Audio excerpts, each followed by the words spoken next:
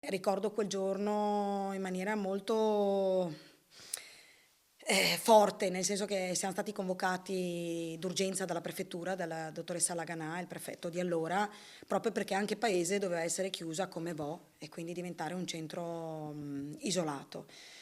Lì per lì si è ragionato, in quanto la vittima purtroppo era già presente in ospedale da 20 giorni, quindi non si è scaturita qui il virus all'interno del comune. Si è deciso di non chiudere la cittadina, il comune, però al rientro dalla prefettura una sensazione, deserto dei tartari. Ricorda così la sindaca di Paese quel 25 febbraio di 5 anni fa, quando il Covid uccise la professoressa Luciana Mangiò, 75 anni, prima vittima trevigiana del virus.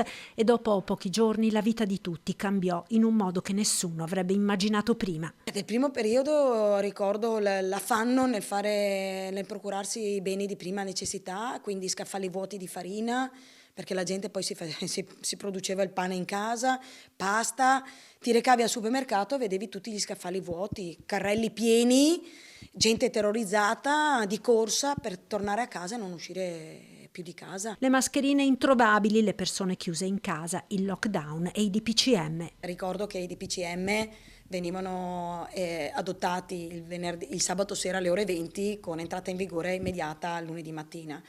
E quindi tutti noi sindaci venivamo bombardati, in senso buono, dalle richieste dei cittadini per cercare di capire cosa poter fare e cosa non poter fare. I divieti di uscire dal comune di residenza, salvo rare eccezioni, le strade deserte, il silenzio irreale interrotto solo dalle sirene delle ambulanze, le immagini sconvolgenti degli ospedali e lo shock delle bare sui camion militari, il dolore dei familiari delle vittime, impossibilitati a dare anche l'ultimo saluto ai propri cari, il terrore di essere contagiati, le file interminabili per fare i tamponi. Ricordiamoci i tamponi.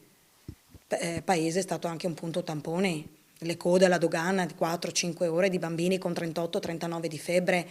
5 anni dopo, i ricordi terribili chiusi in un cassetto che nessuno vuole riaprire, ma anche un'esperienza per i comuni che ha insegnato qualcosa. No, mi auguro che non ricapiti più, intanto. Certo abbiamo un bagaglio di esperienza, di organizzazione dei servizi, di gestione della popolazione attraverso la protezione civile, quindi perlomeno c'è una conoscenza, però teniamola come ricordo.